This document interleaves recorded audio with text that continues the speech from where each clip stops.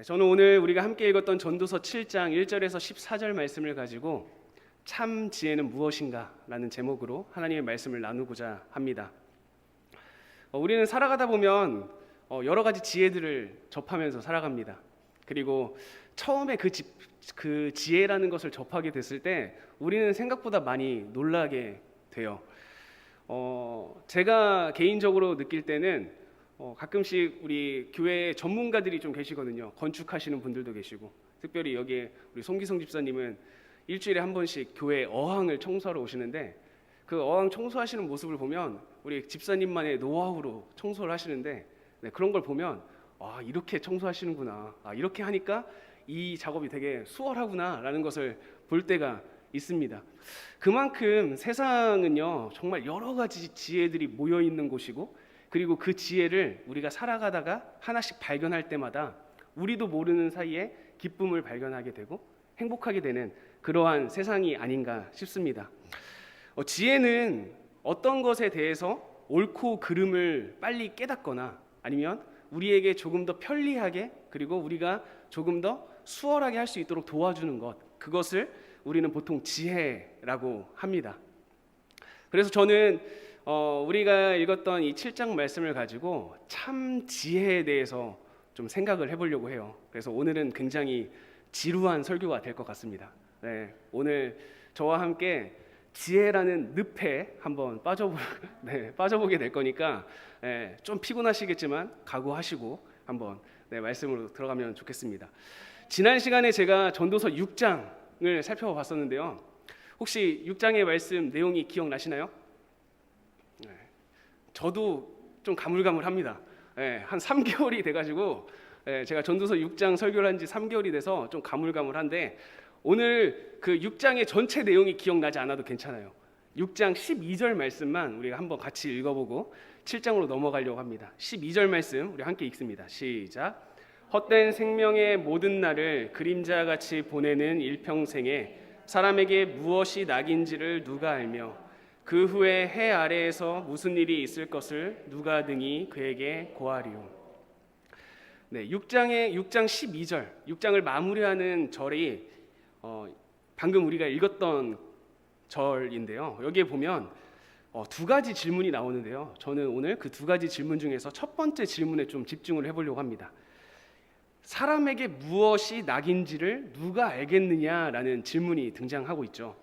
여기서 보면 낙이라는 단어가 나옵니다. 이 낙은 우리가 잘 알고 있듯이 즐거움이라는 것을 뜻하겠죠.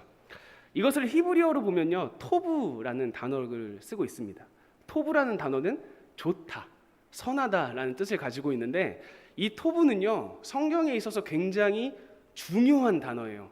왜 그러냐면 창세기 1장과 2장에서 하나님께서 세상을 창조하시는데요, 세상을 창조하실 때 한 날의 창조를 마칠 때마다 하나님께서 하셨던 이야기가 있습니다.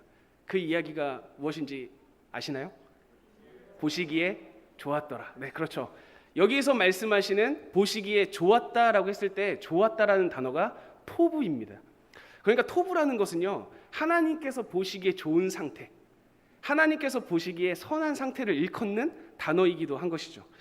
자, 그러면 이 6장 12절을 보면 사람에게 무엇이 낙인지, 무엇이 좋은 것인지, 무엇이 토부인지를 아는 것이 중요한 건데, 과연 하나님께서 원하시는 것, 하나님께서 생각하시는 것을 우리가 어떻게 알 것인가에 대해서 이 6장 12절에서 질문을 하면서 끝내는 것이죠. 그 질문이 끝나면서 어디로 이어지냐면 오늘 읽었던 7장으로 이어지게 됩니다. 그래서 7장 1절에서 14절은요 계속해서 지혜 이렇게 나오는데요, 그 지혜를요 비교 잠언 형식으로 이렇게 풀어내고 있습니다. 비교 잠언이 뭐냐면 A는 B보다 낫다, A는 B보다 좋다, 이런 형식으로 풀어내는 거예요. 그래서 우리가 조금 전에 읽었듯이 계속해서 저자가 말하고 있죠. 슬픔이 웃음보다 낫다, 초상집이 잔치집보다 낫다, 이런 식으로 지혜를 풀어내고 있는 것입니다. 우리가 본문으로 들어가기 전에 한 가지만 더 살펴볼 게 있습니다. 이 당시 이스라엘 사람들에게는요 전통적인 지혜의 개념이 있었어요. 그 지혜의 개념은 우리가 잘 알고 있는 잠언이라는 말씀과 시편이라는 곳에 사람들이 많이 이렇게 농축해 놓았습니다. 그래서 우리가 잘 알고 있는 그 전통 지혜 개념은요, 어떤 것들이 있냐면, 예를 들어서 잠언 10장을 보려고 하는데요, 잠언 10장에는 악인의 삶과 의인의 삶을 비교하면서 설명을 합니다. 그러면서 이렇게 말하죠. 악인은 점차 쇠하여질 거다. 그리고 의인에게는 점차 복을 하나님께서 주실 것이다 라는 것이 전통적인 지혜의 개념이었습니다. 그게 인생의 지혜였어요. 악인은 이 땅에서 실패하고 의인은 이 땅에서 하나님의 복을 누릴 거야 라는 것이 지혜의 근본이었어요. 그런데 문제가 발생합니다. 실제로 삶을 살아가면 살아갈수록 이 전통적인 지혜의 개념이 어긋나는 것을 보는 것이죠. 악인이 점점 쇠하여지고 의인이 점점 복을 받는 것을 실제로 우리가 봐야 되는데, 우리가 살아가다 보면 어떻습니까? 오히려 선하게 살려고 하는 사람들은 이 땅 가운데서 점차 소외되고 혼자가 되는 모습. 하지만 다른 사람들을 속이고 다른 사람들을 속여 나의 이익을 얻으려고 하는 사람들은 이 땅에서 승승장구하는 모습. 이런 것들을 보면 과연 전통적 그 지혜 개념이 우리에게 어떤 영향을 주는 것인가라는 생각을 하게 되는 것이죠. 그래서 이 전도서 말씀은요, 전통적인 지혜의 개념을 받아들이면서, 그리고 이 부분을 좀 더 확장시키고요, 보완할 부분들은 더 보완해서 우리에게 참된 지혜에 대해서 이야기를 해주고 있습니다. 이러한 것을 기억하면서 우리가 오늘 1절 말씀부터 한번 보도록 하겠습니다. 우리 본문 1절 말씀 함께 읽겠습니다. 좋은 이름이 좋은 기름보다 낫고 죽는 날이 출생하는 날보다 나으며. 좋은 이름은 우리가 줄여서 표현하면 명예라고 해볼 수 있습니다. 즉 명예가 좋은 기름, 좋은 기름은 재물을 나타내는데요, 명예가 재물보다 좋다라고 이야기를 하고 있는 것입니다. 이 부분은요, 전통적인 잠언, 그 전통적인 지혜와 일치합니다. 그래서 잠언 22장 1절 말씀에도 비슷한 말씀이 나오는데요, 많은 재물보다 명예를 택할 것이요 은이나 금보다 은총을 더욱 택할 것이라 라고 하면서 전도서의 말씀과 잠언에서의 말씀이 비슷한 것을 우리는 볼 수가 있습니다. 그런데 문제는 그 다음이에요. 명예가 재산보다 낫다, 명예가 재산보다 좋다라는 것은 누구나 다 고개를 끄덕거릴 수 있었지만, 죽는 날이 출생하는 날보다 더 좋다라는 것은 우리가 들었을 때 멈칫할 수밖에 없게 됩니다. 사랑하는 성도 여러분, 저와 여러분에게도 정말 죽는 날이 우리가 태어나는 날보다 더 좋은가요? 왜 지혜자는 저희에게 죽는 날이 태어나는 날보다 더 좋다라고 하는 것일까요? 사실 저와 함께 전도서 1장에서 6장까지 봤을 때 이 전도서의 저자는 굉장히 많이 죽음에 대해서 이야기를 하고 있습니다. 거기에서 대표적인 것이 4장 2절 말씀인데요, 4장 2절 말씀 제가 읽어드릴게요. 그러므로 나는 아직 살아있는 산 자들보다 죽은 지 오랜 죽은 자들을 더 복되다 하였으며 라고 이야기를 합니다. 이 전도서 저자가 지금 살아가고 있는 사람들보다 이미 죽은 사람, 그것도 죽은 지 오래된 사람이 더 복 있는 사람인 것 같다라고 이야기를 하고 있습니다. 왜 죽은 사람이 더 복되고 왜 죽은 날이 태어난 날보다 더 좋다라고 이야기를 하는 것일까요? 그것은 우리가 살아가는 이 세상이 그만큼 힘들고 괴로운 곳이기 때문입니다. 또 한편으로는 우리가 살아가고 있는 이 세상이 참 불공평한 세상이기 때문입니다. 우리가 살아가고 있는 이 세상은요, 가진 자는 더 많이 가지는 게 유익한 그런 세상이고요, 없는 사람은 그 없는 것을 대물림할 수밖에 없는 세상, 그런 세상 가운데 저희들은 살아가고 있지 않습니까? 그런데 그렇게 불공평한 세상에서 모든 사람들이 제각각 불공평하게 살아가는데, 이 모든 사람들이 한순간 공평해질 때가 옵니다. 그때가 언제입니까? 바로 죽을 때라는 것이죠. 그렇기 때문에 이 전도서 저자는요, 우리에게 죽는 날이 태어나는 날보다 더 좋다라고 이야기를 하고 있는 것입니다. 왜냐하면 죽는 그 순간에는요, 우리 누구나 다 공평하고 공정한 순간으로 들어가는 그 순간이기 때문입니다. 그러면서 2절에서 이렇게 말합니다. 2절도 굉장히 충격적인데요. 우리 2절 말씀 같이 한번 읽어보겠습니다. 초상집에 가는 것이 잔치집에 가는 것보다 나으니 모든 사람의 끝이 이와 같이 됨이라. 산자는 이것을 그의 마음에 둘지어다. 이번에 이야기하는 것은 무엇입니까? 초상집에 가는 것이 잔치집에 가는 것보다 더 좋다라고 이야기를 합니다. 여러분들은 잔치집에 가는 것이 더 좋습니까? 아니면 초상집에 가는 것이 더 좋습니까? 네, 저는 생각할 필요도 없이 잔치집이 더 좋습니다. 네. 잔치집, 기쁜 일을 함께 기뻐하고 함께 행복해할 수 있는 그 분위기가 더, 저는 솔직히 더 편한 것 같아요. 그런데 왜 이 전도서의 저자는 초상집에 가는 것이 더 좋은 일이고 더 참된 지혜라고 이야기를 하고 있는 것일까요? 그것은 잔치집에서는 얻지 못하는 것을 초상집에서는 얻을 수 있기 때문입니다. 그럼 우리가 한번 생각해 봤으면 좋겠습니다. 잔치집에서는 얻을 수 없는데 초상집에서 얻을 수 있는 것은 무엇이 있을까요? 그것은 바로 죽음에 대한 성찰입니다.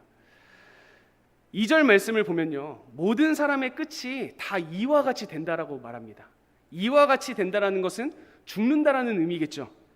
그렇기 때문에 산 자는 이것을 그의 마음에 둬야 된다라고 이야기를 해요. 이것이 무엇입니까? 죽음입니다.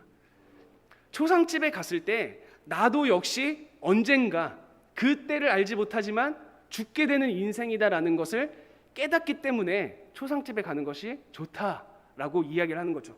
그러면 이것을 조금 더 핵심적으로 이야기를 하면 정말 잔치집보다 초상집을 가라라는 것이 우리에게 주고자 하는 메시지가 아니라 우리에게 주고자 하는 메시지는 뭘까요? 항상 죽음이라는 것을 염두에 두고 살아라라는 것을 우리에게 강조하고 있는 것입니다.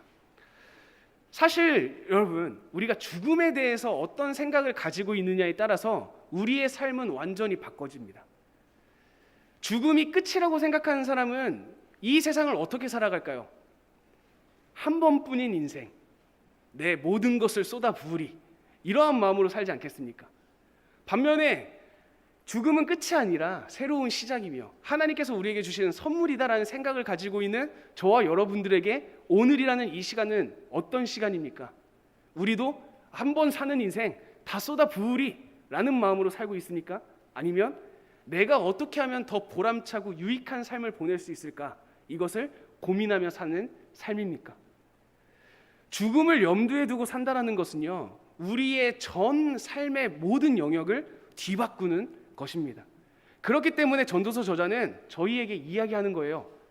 잔치집에 가서 먹고 마시고 즐기는 것 물론 중요하다. 하지만 그것보다 더 유익한 것은 초상집에 가서 다시 한번 죽음에 대하여 내가 묵상하고 죽음에 대하여 내 삶을 돌아보고 죽음에 대하여 내 삶을 성찰해보는 그 시간이 있을 때 우리는 지혜자가 될 수 있다라고 이야기를 하고 있는 것입니다. 시편 90편 12절을 보면요, 이런 말씀이 있습니다. 우리 같이 한번 읽어보겠습니다. 함께 읽습니다. 우리에게 우리 날 계수함을 가르치사 지혜로운 마음을 얻게 하소서. 우리가 지혜로운 마음을 얻는 방법이 무엇이라고 이야기를 합니까? 우리에게 우리 날이 어느 정도 남았는지를 계수해 보는 것이라고 얘기를 합니다. 내가 죽음을 염두에 두고 사는 것 자체가 곧 지혜라고 이야기를 하고 있는 것이죠. 사랑하는 성도 여러분, 여기에 있는 저와 여러분들은요, 나이가 많고 적음에 상관없이 우리는 어느 순간 죽을지 모르는 그러한 상황 가운데 똑같이 살아갑니다.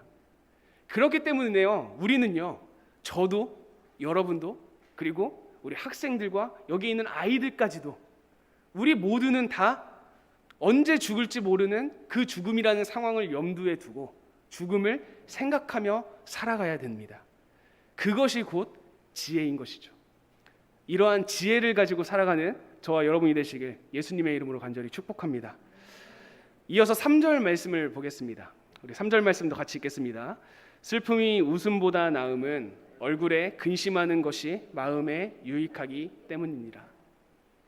이번에는 슬픈 것이 웃는 것보다 좋다라고 이야기를 합니다. 가면 갈수록 점점 우울해지는 것 같죠. 도대체 웃는 것은 언제 우리가 해야 되나라고 생각을 해볼 수 있는데, 이 저자는 왜 슬픔이 웃음보다 좋다라고 이야기를 합니까? 그것은 슬픔 때 나타나는 우리의 얼굴에 근심하는 것, 그것이 마음에 유익하기 때문에라고 이야기를 하고 있습니다. 이 부분을 설명하기 위해서 제가 어떤 이야기를 하면 좋을지 고민을 해봤는데, 제가 여러 가지 사역을 하면서 많은 공동체를 맡게 되고요. 그 공동체를 맡았을 때마다 한 번씩 서로 친해지고 교제하기 위해서 모임을 갖습니다. 그럼 그 모임을 통해서 여러 시간 그 사람들이 모여가지고 이야기를 나누면 때로는 정말 기쁘고 행복한 이야기, 그리고 막 웃음이 끊이지 않고 막 뒹굴뒹굴거리는 그런 순간도 있고요. 때로는 내가 지금까지 어떻게 살아왔는지를 돌아보면서 그 삶 속에 있는 아픔과 어려움과 슬픔을 나누는 이야기, 그래서 함께 울고 함께 눈물 흘리는 이야기들을 나눌 때가 있습니다. 그런데 신기하게 뒤돌아서 생각을 하면요, 기억에 남는 것은 눈물 흘리면서 나눴던 이야기, 함께 우리가 아파했던 이야기, 그런 것들이 더 많이 남아있는 것을 저는 봅니다. 그 이유가 무엇일까요? 왜 우리는 다른 사람들의 그런 슬픈 감정, 울고 있는 모습, 이런 것들을 볼 때 우리는 왜 그런 근심에 쌓여서 그것을 같이 공감하게 될까요? 우리는 그런 분위기와 그런 상황 속에서 그 사람의 이야기를 듣는 것을 넘어서 그 사람의 이야기를 들음으로써 내가 미처 발견하지 못했던 지금까지 내 인생에 비슷했던 사건도 떠올리게 되기 때문입니다. 슬픔이라는 감정은요, 우리의 삶을 돌아보게 해요. 슬픔이라는 감정은 우리의 삶을 성찰해 볼 수 있도록 도와줍니다. 그렇기 때문에 슬픔은 웃음보다 좋다라고 이야기를 하고 있는 것이죠. 마찬가지로 사도 바울도요, 고린도후서 7장 10절 말씀에서 이렇게 말하고 있습니다. 하나님의 뜻대로 하는 근심은 후회할 것이 없는 구원에 이르게 하는 회개를 이루는 것이요, 세상 근심은 사망을 이루는 것이라. 하나님의 뜻대로 하는 근심은요, 우리에게 회개할 수 있는 기회를 줍니다. 하지만 세상이 주는 근심은 우리를 죽게 만드는 거죠. 여기 전도서 저자가 우리에게 말하고 있는 슬픔이라는 것은요, 이 슬픈 감정을 통해서 우리가 우리의 삶을 돌아보고 우리가 하나님 앞에 회개할 것, 하나님 앞에 말씀드릴 것을 떠올려 보게 하는 것, 이런 점에서 우리에게 유익을 준다라는 것을 우리는 기억해야 합니다. 이어서 5절 말씀을 또 한번 보도록 하겠습니다. 우리 5절 말씀도 같이 한번 읽겠습니다. 지혜로운 사람의 책망을 듣는 것이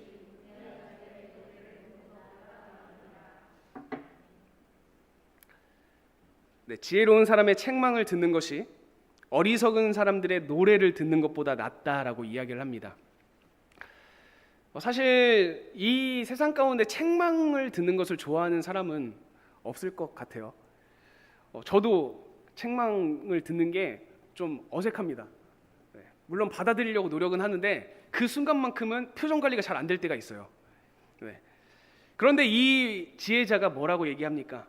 책망 듣는 것을 좋아하는 듣는 것이 우매한 자들의 노래를 듣는 것보다 낫다라고 이야기를 합니다. 어리석은 사람들이 나를 띄워주려고 하는 그런 빈말, 띄워주는 말, 이런 것들에게만 좋아한다면 그것은 우리에게 아무런 유익이 될 수 없다라고 이야기를 하고 있는 것이죠. 그것에 대해서 6절에서 아주 재미있게 표현을 하고 있는데요, 6절 말씀이 이렇습니다. 우매한 자들의 웃음소리는 솥 밑에서 가시나무가 타는 소리 같으니 이것도 헛되다라고 말합니다. 어리석은 사람들이 옆에서 이렇게 띄워주는 소리를 뭘로 비유합니까? 가마솥에서 타는 가시나무로 비유를 하고 있어요. 가시나무가 탈 때 어떻게 타죠? 탁탁탁탁 이런 소리를 내면서 타겠죠. 이런 것처럼 우리를 옆에서 이렇게 띄워주지만 결국에 남는 것은 얼마 안 되는 재가 돼버리고 만다라고 이야기를 합니다. 저의 학창 시절을 좀 돌아보면 저도 이 6절 말씀과 같은 모습이 좀 많이 있었습니다. 선생님이나 아니면 부모님께서 저에게 주는 책망보다는요, 친구들이 저를 옆에서 이렇게 띄워주는 말, 옆에서 용기를 이탈을 하기 위해서 용기를 북돋아주는 말에 저는 솔깃해가지고 없는 용기까지 생기는 그런 모습을 많이 보였습니다. 옆에서 친구들이 야 이거 해봐, 야 너 이거 할 수 있어? 너 못하지? 막 이렇게 하면 괜한 그런 자존심 때문에 해선 안 되는 행동까지 하는 거죠. 딱 그 행동을 하고 나면 저는 또 뭔가 영웅이 되어 있습니다. 나 아무도 못했던 거 내가 했어. 하지만 선생님과 부모님께는 낙인이 찍혀 있고, 이러한 모습을 지금 생각해 보면 지금 이 전도서 저자가 말하는 게 이런 느낌인 거구나. 지혜로운 사람이 해주는 책망에 귀를 기울여야 되는데 주변에 친구들이 날 띄워주는 목소리, 너 할 수 있어, 야 이 정도는 해야 남자지, 이렇게 저에게 하는 빈말에 오히려 더 귀를 기울였던 그런 저의 모습을 돌아보게 됩니다. 이어서 7절 말씀을 보면요, 지혜로운 사람이 조심해야 될 두 가지가 등장하게 됩니다. 우리 7절 말씀 함께 읽겠습니다. 탐욕이 지혜자를 우매하게 하고 뇌물이 사람의 명철을 망하게 하느니라. 첫 번째는 탐욕, 욕심입니다. 탐욕과 욕심에 눈이 멀게 되면 어리석게 된다라고 이야기를 하는 거죠. 그러면서 두 번째가 무엇입니까? 뇌물이라는 단어가 등장을 합니다. 이 뇌물이라는 것을 좋아하게 되면 명철이 망하게 된다라고 성경은 말하고 있는데요. 여기에서 명철이라는 단어는요, 히브리어로 보면 레브라는 단어인데요. 이 레브라는 단어는 마음이라는 뜻을 가지고 있습니다. 그런데 이 히브리어가 사용될 당시에는 지금과 좀 그런 과학이나 의학이나 이런 것들이 발전이 좀 더뎠겠죠. 그래서 이 당시에는요, 이 레브라는 단어, 마음을 나타내는 이 단어가요, 우리가 항상 마음을 하면 생각나는 신체 기관이 있죠. 어디죠? 심장. 심장을 나타내기도 하고요. 그리고 이 레브라는 단어가 뇌를 나타내기도 합니다. 그래서 이 레브는요, 마음이라는 뜻도 있는데 이 마음이라는 뜻 가운데 공감할 수 있는 마음과 그리고 우리가 뇌로 판단하고 생각할 수 있는 마음, 이 두 가지를 다 포함하고 있는 게 레브라는 단어예요. 그런데 지금 뭐라고 얘기하고 있습니까? 뇌물을 좋아하면 우리가 다른 사람들의 아픔과 다른 사람들의 기쁨, 이런 것들에 공감할 수 있는 것도, 어떤 일이 선한 것이고 어떤 일이 악한 일인지 판단할 수 있는 것도 망하게 된다라고 이야기를 하는 것입니다. 사랑하는 성도 여러분, 우리가 참된 지혜의 삶을 살기 위해서 조심해야 될 것, 그것은 욕심과 뇌물이라는 것, 그것을 항상 기억하면서 살아가는 저와 여러분이 되시길 간절히 축복합니다. 8절 말씀으로 가보겠습니다. 8절 말씀을 보면 일의 끝이 시작보다 낫고 참는 마음이 교만한 마음보다 낫다라고 이야기를 합니다. 우리가 살아가고 있는 세상에서는 조금 다른 이야기를 하죠. 우리가 살아가고 있는 세상에서는 어떤 이야기를 하죠? 시작이 반이다라는 이야기를 합니다. 시작이 반이니까 일단 시작하고 봐라는 것을 이야기를 많이 하죠. 그런데 이 전도서에서는 뭐라고 얘기합니까? 일을 끝내는 것이 시작하는 것보다 좋다라고 이야기를 합니다. 그러면서 이 한 번 시작한 일을 끝내기 위해서 필요한 것에 대해 이어서 이야기를 하는데요, 참는 마음이 교만한 마음보다 더 좋다라고 이야기를 하고 있는 것이죠. 그러니까 이 전도서 저자는 우리에게 어떠한 시작한 일에 끝맺음을 하기 위해서 필요한 조건이 뭐라고 얘기를 하고 있는 겁니까? 참는 것이라고 이야기를 합니다. 인내하는 것. 우리가 참고 인내하면서 내가 지금 당장 시작한 그 일을 끝내는 것, 그것이 참된 지혜자의 모습이다라고 말하고 있는 것이죠. 이어서 9절인데요. 9절은요, 급한 마음으로 노를 바라지 말라. 노는 우매한 자들의 품에 머무른다라고 이야기를 합니다. 쉽게 말해서 화내지 말라라고 이야기를 하고 있는 것이죠. 화를 낸다는 것은, 그것은 어리석은 자처럼 되는 지름길이라고 표현하고 있습니다. 자, 이어서 10절 말씀인데요. 10절 말씀이 아주 재밌습니다. 우리 10절 말씀을 같이 한번 읽어보겠습니다. 옛날이 오늘보다 나은 것이 어찌미냐 하지 말라. 이렇게 묻는 것은 지혜가 아니니라. 10절 말씀이 어떤 의미입니까?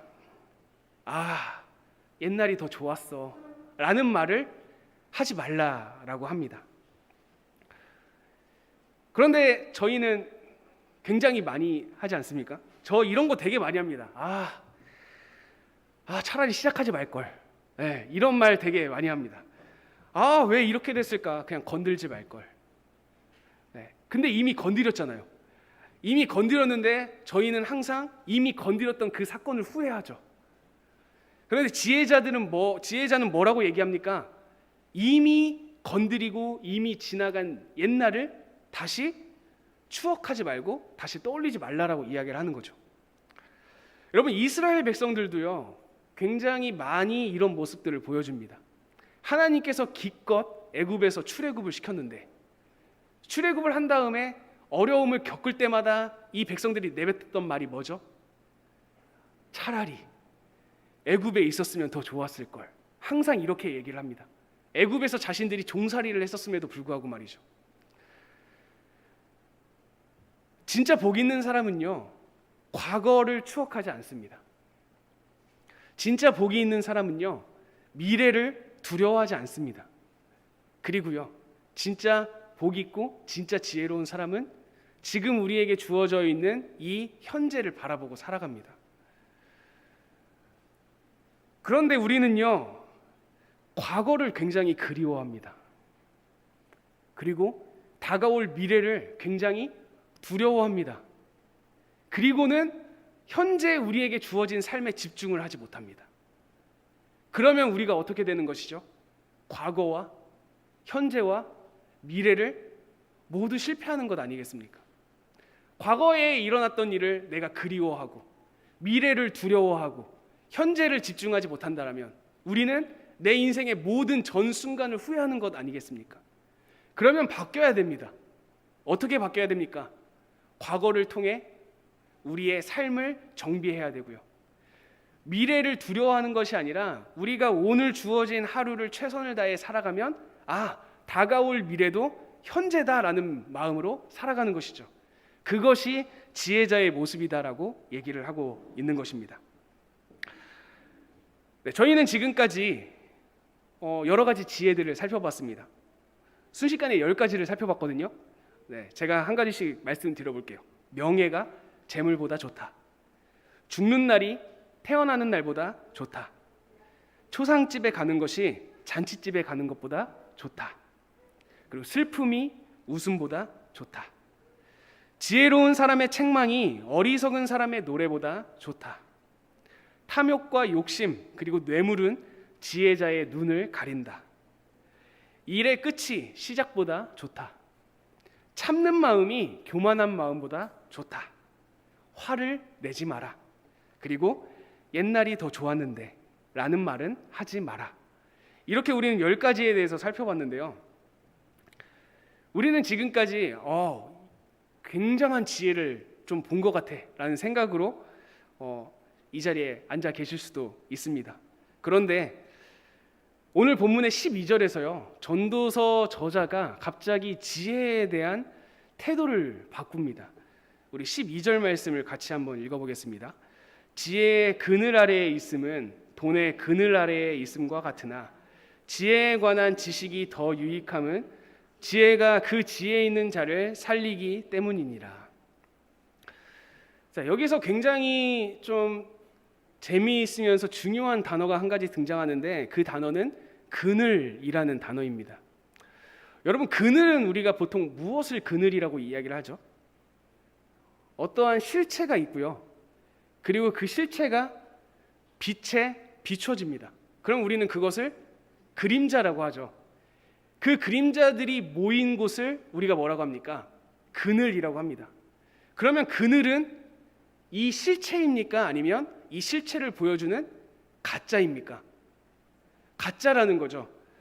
지혜의 그늘 아래 우리는 있다라고 표현을 합니다. 그것은 무슨 말이냐면 우리는 지혜라는 그 실체에 절대 다다를 수 없는 인생이라는 거예요. 우리는 지혜라는 실체가 비춰져 있는 이런 그늘 안에만 거주하고 있는 사람들이다 라고 얘기를 하고 있는 겁니다. 그런데 이 그늘, 지혜의 그늘 안에 거하는 것이 마치 돈의 그늘 아래 거하는 것과 같다라고 표현을 합니다. 여러분, 돈이라는 것도요, 우리는 실체를 찾을 수가 없어요. 여러분, 우리가 가지고 있는 그 현금, 우리가 사용하고 있는 그 카드, 이것이 사회적인 약속에서 벗어나게 된다면 우리가 가지고 있는 것은 종이 쪼가리에 지나지 않게 됩니다. 그러니까 돈이라는 것은요, 어떤 실체가 있는 것이 아니라 그 사회에 모여 있는 사람들이 약속한 것이기 때문에 우리는 그 돈이 나타내고 있는 가상에서 우리는 약속 안에서 살고 있는 것이죠. 돈도 우리의 삶 가운데 필요합니다. 하지만 절대적이진 않아요. 그것처럼 지혜도 마찬가지라고 얘기를 해요. 하지만 이 지혜자는 뭐라고 얘기합니까? 돈의 그늘에 있는 것과 지혜의 그늘에 있는 것이 서로 똑같은데 그래도 지혜의 그늘 안에 있는 것이 조금 더 좋다라고 얘기를 합니다. 그 이유가 뭡니까? 지혜에 대해서 파악하고자 하는 나의 열심, 지혜에 대해서 조금씩 알아가고자 하는 그 지혜가 모여서 결국에는 나라는 영혼을 살리기 때문이다라고 얘기를 하고 있는 것입니다. 사랑하는 성도 여러분, 지금 우리가 여러 가지 지혜에 대해서 살펴봤는데 지금 전도서 저자가 뭐라고 얘기합니까? 우리가 지금까지 살펴본 모든 지혜는 진짜 지혜의 실체가 아니라는 것을 얘기를 하고 있는 겁니다. 우리는 지혜의 그늘 아래에 있는데 그 그늘 안에 있는 몇 가지의 지혜들을 살펴본 것뿐이다 라고 얘기를 하고 있는 것이죠. 그렇다고 한다면요, 우리는 이 지혜라는 실체에 절대 다가갈 수 없는 것일까? 우리가 할 수 있는 최선은 무엇일까? 라는 것을 13절과 14절 말씀을 통해서 이 전도서 저자가 우리에게 말해줍니다. 총 두 가지로 정리가 되는데요, 먼저 13절 말씀입니다. 우리 13절 말씀 같이 읽겠습니다. 하나님께서 행하시는 일을 보라. 하나님께서 굳게 하신 것을 누가 능히 곧게 하겠느냐. 전도서 저자가 이야기하는 첫 번째, 우리가 진짜 지혜의 실체에 다가갈 수는 없겠지만 우리가 할 수 있는 최고의 노력 중에 한 가지는 무엇이냐면 이 세상의 주인이시고 이 세상의 창조주이시며 이 세상의 주관자이신 하나님을 인정하고 인식하며 살아가라는 것입니다. 그것이 우리가 참 지혜이신 하나님께 조금이라도 가까이 갈 수 있는 한 걸음이라는 것을 이 전도서 저자가 우리에게 이야기해주고 있는 것입니다. 사랑하는 성도 여러분, 우리는요 항상 하나님의 피조물이라는 사실을 인식하며 살아가야 됩니다. 그것을 인식하느냐 인식하지 못하느냐에 따라서 이 삶의 주인이, 내 삶의 주인이 하나님이냐 아니면 나이냐로 나뉘게 됩니다. 바라기는 저와 여러분들의 삶의 주인이 하나님이 되시길 예수님의 이름으로 간절히 축복합니다. 두 번째는 14절 말씀입니다. 우리 14절 말씀도 같이 한번 읽겠습니다. 형통한 날에는 기뻐하고 곤고한 날에는 되돌아보아라. 이 두 가지를 하나님이 병행하게 하사 사람이 그의 장래 일을 능히 헤아려 알지 못하게 하셨느니라. 우리가 기억해야 될 두 번째 사실이 무엇이라고 이야기를 하고 있습니까? 우리의 삶은 형통한 일과 곤고한 일의 반복이다라는 것을 얘기를 합니다. 그러면서 형통한 일이 생겼을 때는 그것을 누리면서 그것을 기뻐하고 그것에 대해 감사할 줄 알아야 되며, 곤고한 일이 생겼을 때는 이 곤고하고 어려운 상황을 어떻게 하면 헤쳐나갈까, 이것을 노력하는 것이 아니라 곤고한 날에 해야 될 게 뭐라고 얘기합니까? 되돌아보라 라고 이야기를 합니다. 과연 나는 지금 어떤 사람인가? 과연 나는 지금 하나님 앞에 어떤 모습인가? 과연 나는 지금 왜 이러한 곤고한 일을 겪고 있는 것인가? 이것을 되돌아보라 라고 이야기를 하고 있습니다. 여러분, 우리들의 인생을 돌아보면요, 우리들의 인생도 형통한 일과 곤고한 일의 연속이지 않습니까? 그런데 우리는 형통한 일이 생겼을 때는 잘 기뻐하지 못합니다. 또 곤고한 일이 생겼을 때 우리의 삶을 잘 되돌아보지도 잘 못합니다. 형통한 일이 생겼을 때 그것을 기쁨으로 누리고 정말 행복해하고 그것을 허락하신 하나님께 감사하며 살아가는 것도 우리는 어려워하고요. 곤고한 날이 우리에게 찾아왔을 때 그 공고한 날에 하나님께서 왜 나에게 이 공고한 일을 주셨는지 내 삶을 돌아보는 것도 우리는 어려워합니다. 하지만 우리의 인생을 돌아보면 우리의 신앙이나 아니면 우리가 인간적으로 성장하고 성숙했을 때는 언제입니까? 우리 인생에 찾아왔던 그 곤고한 순간을 잘 헤쳐나가고 이겨냈을 때 우리는 한 단계 신앙적으로 그리고 인간적으로 육체적으로 성장하게 됩니다. 지금 제가 두 딸 쌍둥이를 키우고 있는데요. 이제 한 130일 정도 좀 넘었습니다. 한창 뒤집기를 하고 있어요. 네. 근데 한 120일 정도만 해도요. 우리 이 친구들이 뒤집기를 할 때 마지막 난관에서 넘지를 못했습니다. 이 한쪽 팔입니다. 다 뒤집어 놓고 여기 하나가 걸려가지고 이걸 못 빼는 거예요. 한 10분, 20분 동안 끙끙거리다가 결국에 할 수 있는 최선의 방법을 합니다. 울죠. 네. 그러면 제가 가서 이 팔을 빼줍니다. 그러면 다시 돌기를 해요. 또 여기서 걸립니다. 그런데 시간이 지나니까요, 이 친구가 이것을 풀어내더니 그 다음부터는요, 굴러서 움직입니다. 네. 기어다니지는 못하지만 지금 굴러서 이제 엄마 아빠 쪽으로 오는 것 같아요. 네. 그런 모습을 보여줘요. 여러분, 우리는요 처음에는 한 바퀴 도는 것도 어려워하는 인생이었습니다. 그리고 기어다니는 것도 어려워하는 인생이었고 쓰는 거 엄청 어려웠죠. 걷는 것도 마찬가지고요. 하지만 우리는요 그런 어렵고 힘든 순간을 넘어설 때마다 우리는 계속 성장해 옵니다. 그것이 곤고한 일이 우리에게 가져다주는 축복이지 않을까 싶습니다. 참된 지혜자가 품어야 될 두 가지 생각. 첫 번째, 창조주이신 우리의 주인이신 하나님을 인정하고 인식하며 살아가는 것, 이것이고요.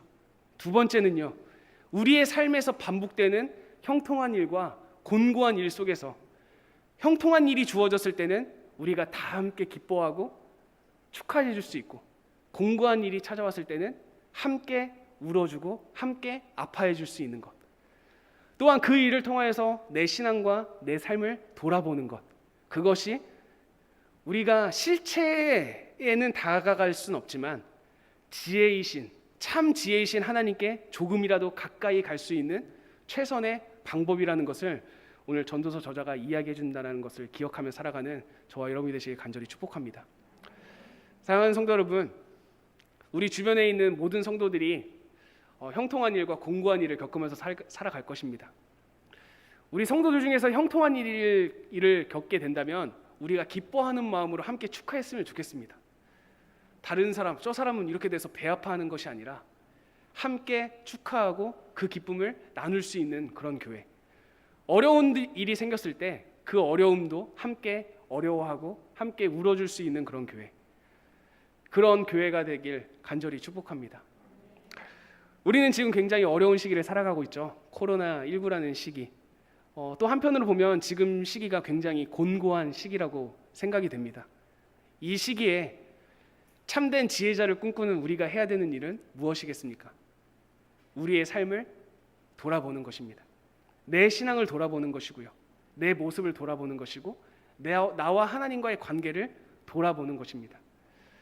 지금 이 곤고한 시기를 그러한 하나님과의 관계에 조금 더 신경을 쓰며 나아가는 저와 여러분이 되시길 간절히 축복하고, 다음 주에 있을 우리 장년부 수련회가 우리 이 공고한 시대 가운데 다시 한번 하나님과의 관계를 회복하고 하나님과의 뜨거운 사랑을 경험하는 그런 계기가 되게 해달라고 항상 기도하며 살아가는 저와 여러분이 되시길 예수님의 이름으로 간절히 축복합니다.